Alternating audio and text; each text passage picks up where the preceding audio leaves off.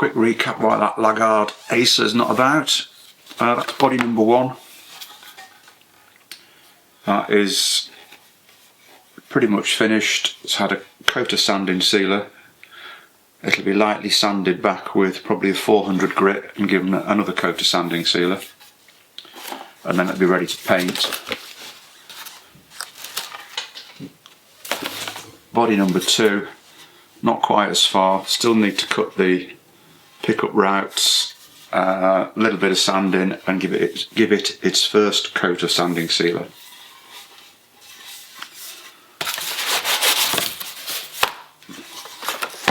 Just received a great new P90 template from John at Simnet.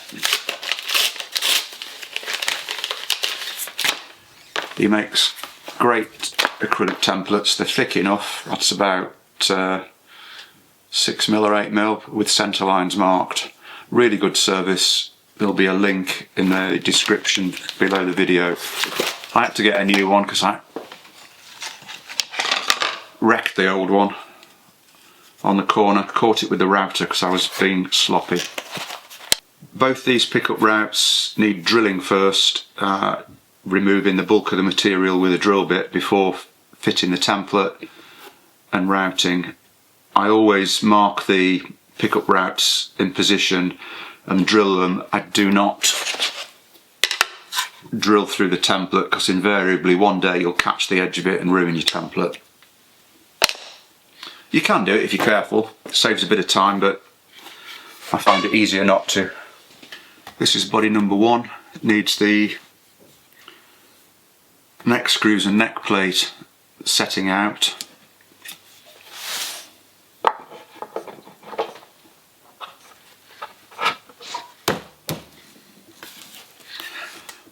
This has obviously a clear lacquered top. There won't be much lacquer go on the maple. You really need to keep the neck pocket clear of finish, otherwise when you put your neck in, if it's that tight as this one is, you'll damage the finish.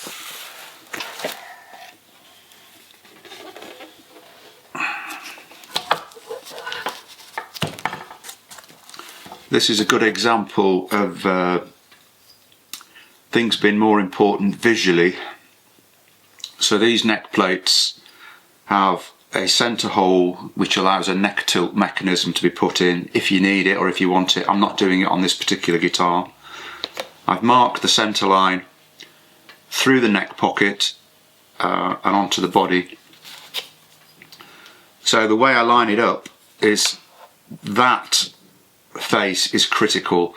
The neck plate has obviously got to be parallel to that line of the body, irrespective of any centre lines.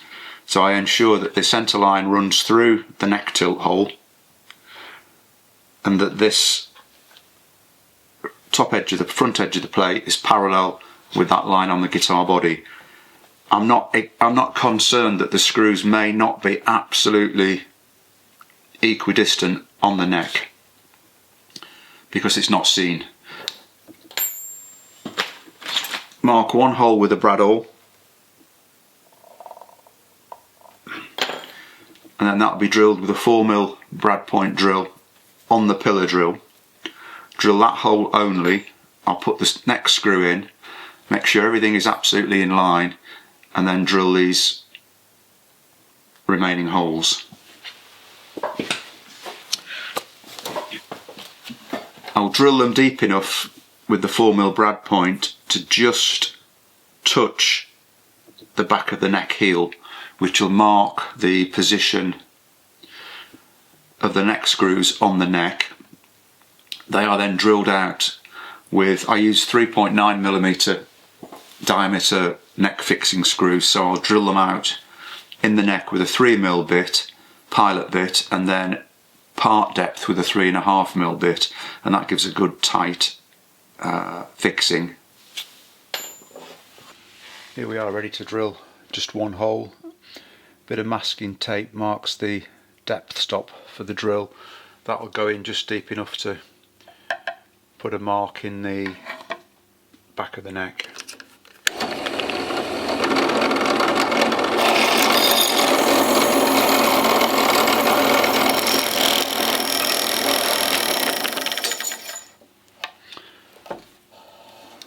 Wasn't meant to do that with the neck plate, but anyway, all a bit tricky when you're doing it one-handed. So there you can see the brad point in the pillar drill has just marked the back of the neck there. That will now be drilled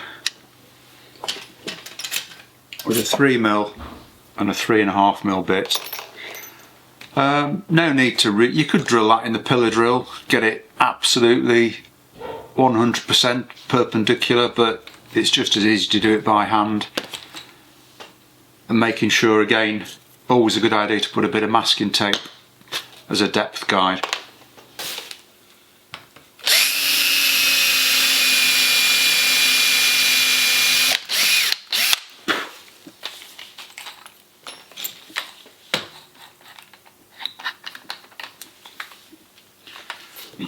Only take the larger drill a slight way in.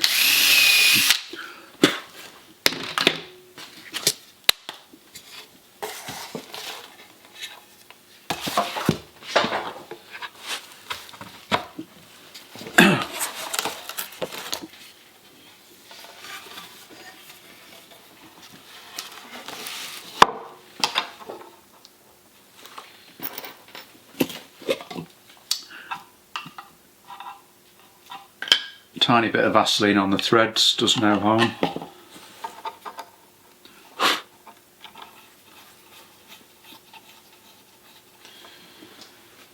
Screwdriver would be really useful.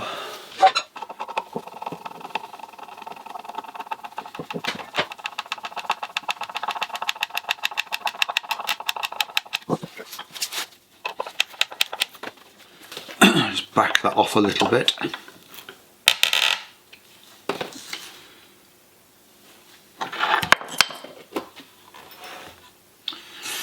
I can now check that I'm absolutely happy with the position of the neck plate, this line being crucial.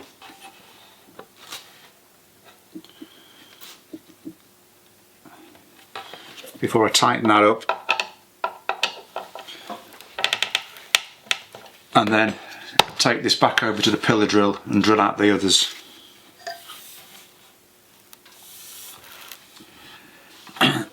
Even if this was slightly off centre for whatever reason, providing that line looks good, nobody will notice. As it is, that's perfect, as you'd expect.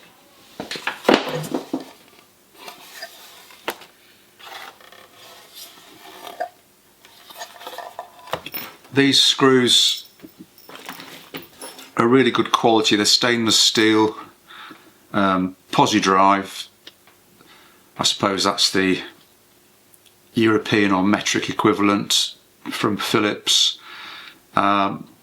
Raised head countersunk, which means the screw is countersunk in the traditional manner, but the head of the screw, rather than it being flat, is slightly raised, slightly domed, which you tend to find on, certainly on all the Fender guitars. But these are stainless steel, 3.9mm diameter and 48mm long. A lot of the screws that come in factory produced guitars and screws that come in neck plate packs are complete rubbish. It's worth investing in some decent screws, and they don't cost very much. I get lot of fittings, or fixings from Westfield Fasteners. So that's the neck plate fitted.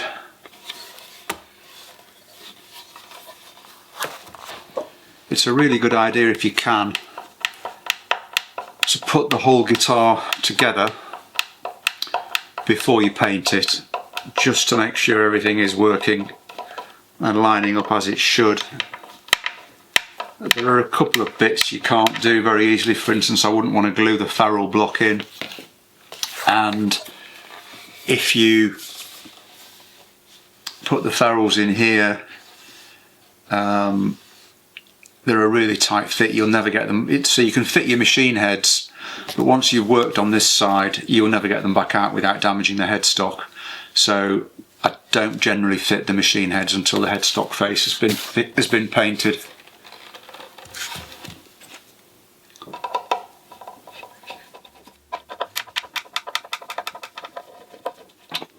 I just wanted to talk a bit about CNC machines, and I can't remember whether we've done this before or not. I'm sure Asa will correct me.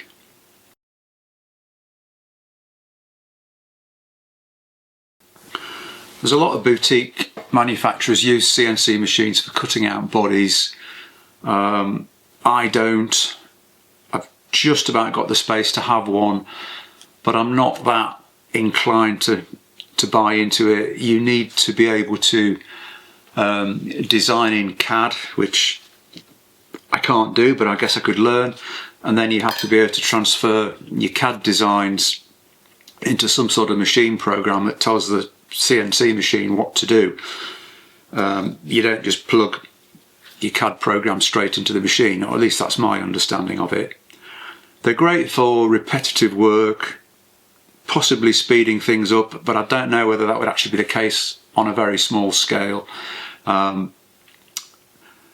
a little bit quicker, might save or reduce wastage, certainly could potentially reduce accidents.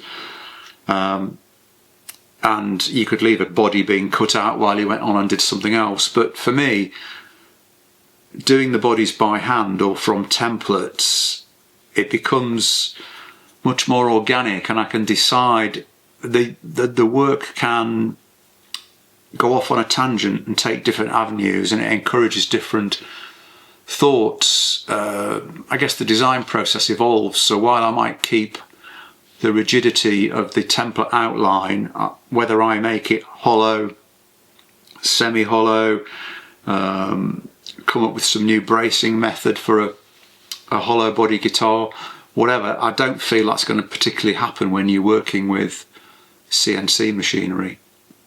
However, where it does come into its own massively for me is in the production of necks, because this is where you want consistency, and I don't really think innovation is going to rear its head very much.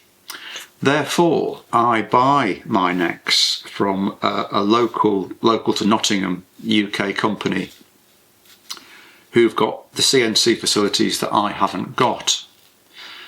Is that a cop-out? I don't think so, because I would only use a CNC machine myself for making necks. So they come into me like this, unfretted, no nut. The backs are ready to go, but quite often I might carve them to a different profile depending on what somebody wants. I have to cut the headstock, bind the headstock, paint the headstock, cut and fit a nut, fret them obviously, and lacquer them. So there's quite a lot of work, and these aren't cheap, but what they cost, if I wanted to, I could earn that money doing guitar repairs. I'm getting something that it's a really good product, not made in China, and it's fabulously consistent. I won't name names, but there are a lot of boutique builders out there who might imply or even say that they make their own necks, and they don't. They come from this company who do a lot of necks and a lot of bodies for guitar builders. In fact, I could, if I could be bothered, or if I got someone to do it, put my designs onto CAD. They would quite happily cut out my bodies for me and save me a chunk of time. But I haven't got that far yet. My preferred materials of choice, and we do get an option when we have these things made, are mahogany blanks with rosewood fingerboards. I think the mahogany feels much nicer, and the whole neck is considerably lighter than a maple blank. And as we're always trying to cut down the weight, that's a bonus. Originally, I'd never even considered using mahogany for necks. I would have always gone with maple, but once I started to use a couple, I really did prefer it, and if you shellac the back of these, rub it back almost back to the bare wood, they feel and play superb.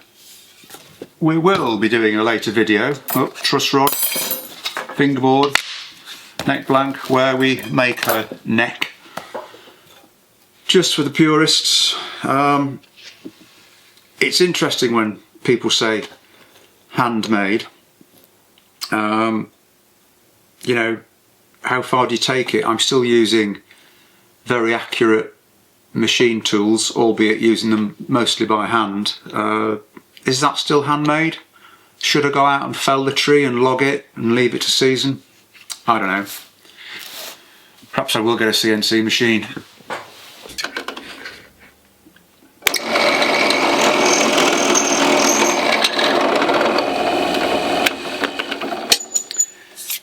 The bridge pickup is a humbucker, and as you know, humbuckers have got a couple of adjustment screws, height adjustment screws either side.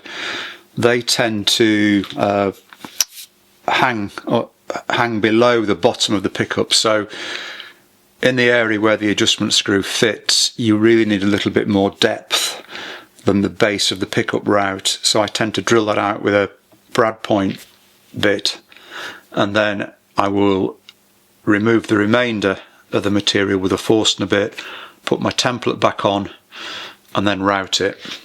I usually drill the pickup cavities to about 18mm deep. Depends on, obviously, on the depth of your pickup. Set that with a depth stop on the drill. Always double check it's accurate. This one's pretty good.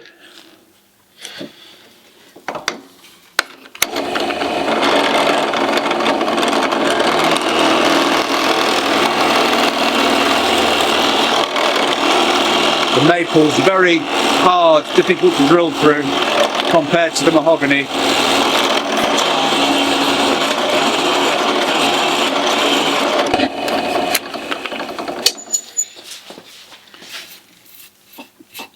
Now we've got the first hole in. When you drill subsequent holes, it's always a good idea to overlap them because it will drill a hell of a lot easier.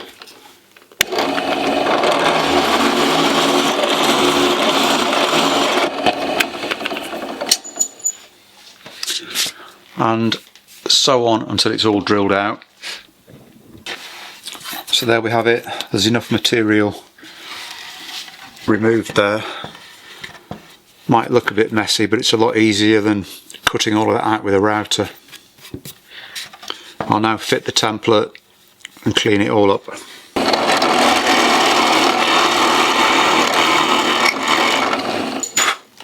That little bit of smoke there shows me that the drill bit is really a bit blunt and probably needs replacing, but it'll do okay for roughing out these holes. When you're drilling like this with the Forstner bit, it's always best when you come, the first hole you can't do anything about, drill that, but then always overlap your holes. It makes the drilling a lot easier, although obviously takes a little longer because you need to drill more holes.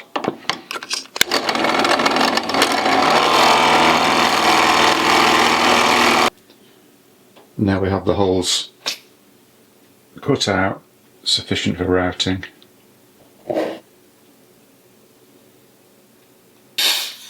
Router templates are fitted to the body with double-sided tape. You only need a small amount because it sticks really well. If you end up with any tape residue on your templates, clean it off with lighter fluid, because the residue will stop your router from moving smoothly over the template. Simply take the backing off the tape, line it up with your centre lines, press it down, and you're ready to go.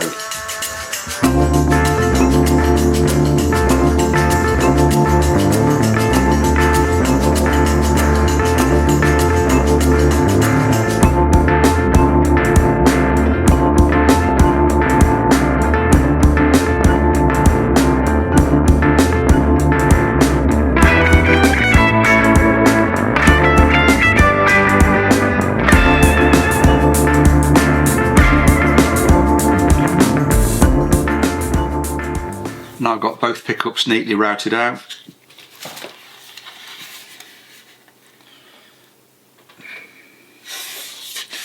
that's ready for, well, first of all I've got to sand off or use a rub off all my pencil marks, and then this is ready for sanding sealer. It'll be rubbed up with a 240 grit and a 400 grit before I spray it.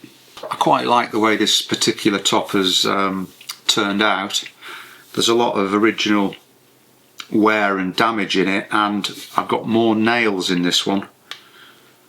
You can't see them very well on camera. They're the old, what's known as cut nails, and they're made of I think they're made of iron. They're very malleable, hard to get out. They normally break when you try and pull them out. So because I keep sanding this, you're ending up with a bright steel finish where the cut nails are. There's two of them. But before it's finally sealed in with sanding sealer, and in this area here, I've accentuated the fact that we've got some metal in the top with iron filings which have been dampened and gives rust stains, which can then be, obviously the filings are cleaned off and you've got a good rust stain like here and here in the wood, which is all part of, and there particularly, which is all part of the character and the intention with the guitar. I've got both mule bodies ready for painting now. I've masked the tops off to keep those clean of paint, obviously, because they'll be finished in a clear coat.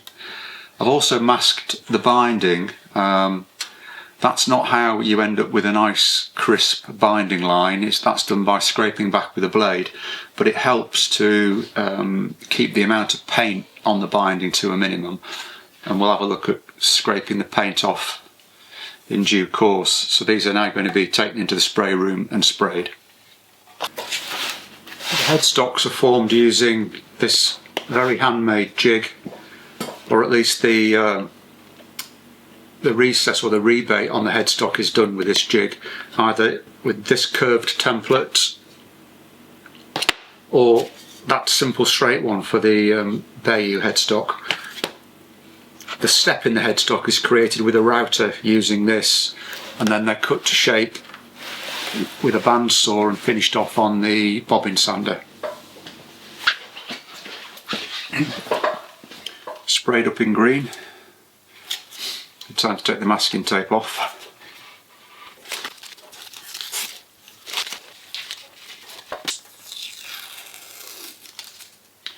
I use Tessa pink tape.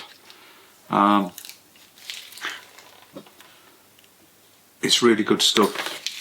I've never known it bring a finish off, whether it's a fresh finish or a vintage finish or anything else. So, scrape the binding with razor blades, Stanley knife blades, whatever you find to be sharp enough. You can also get little gizmos like this, which is a block, and you can adjust the depth of the blade. They're okay, but you use it like that, and if you've got a fresh paint finish on here as well as here, you might well mark the top. So it's usually best to only use them where you've painted one face, like in this instance. Always tape the opposite end of the blade up, otherwise you'll end up catching your work or stabbing yourself, and you will do it. It's also a good idea, you can snap the Stanley knife blades in half in a vise, but you need to be careful doing that, otherwise you might well impale yourself once again. So it's just a question of setting your depth and being consistent and scraping a nice regular line.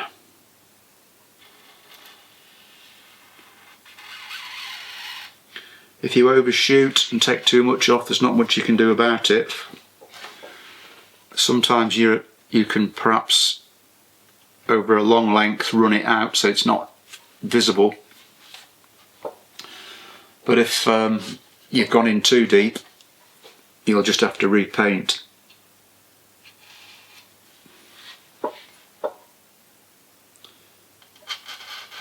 This edge has worked out really well with the masking tape. There's a slight lip on it, but that'll come off when it's wet sanded.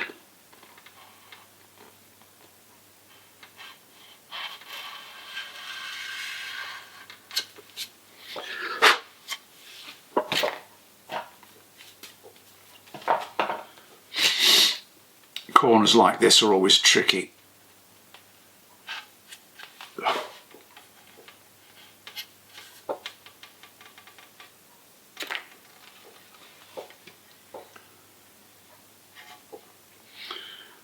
Quite pleased with how that's turned out. So that's had 2 days drying. I'm going to leave it at least a week, then it'll be rubbed back very lightly with a 400 grit dry, and then 600 wet and dry, maybe up to 800 or 1000, and then I will put a clear lacquer coat on it. So that can go back in the drying room now and hang around for a few days.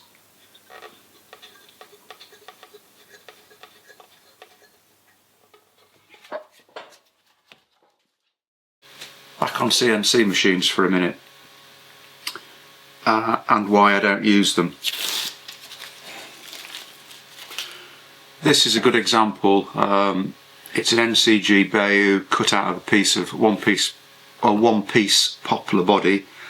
I was just plodding along, standard format, NCG bridge, P90, and then I suddenly thought, or started messing about with these new control plates I've got. I thought, well, why not place one on there? I quite like the curved outline of the body footprint against the linearity of the control plate, and the bridge being rectangular, pickup and so on. So I fiddled about setting that out. You've got an 11mm gap between pickup and bridge, so I wanted an 11mm gap down that side. And then the next logical step for me was, why don't I drop that area and bind it like I did on the Mule? So I cut out the control cavity, and I'm now going to machine about 6mm off that, and the control plate will sit slightly lower and we'll have a line down here that's bound. And that knob needs to line up with the back of the bridge. Issues like that, or points like that, are quite important, at least to me. And that whole thought process took probably less than 2 minutes. Now I think if I had this as a CAD package, as a 3D model on a screen, whether I would have gone down that route just because I found this control plate lying around on the bench, I don't know, but I doubt it, because it's far easier just to load up your piece of poplar in the machine, press that button, and it will route out the outline, neck pocket, pickup, cavity, and away you go. That's my take on it anyway.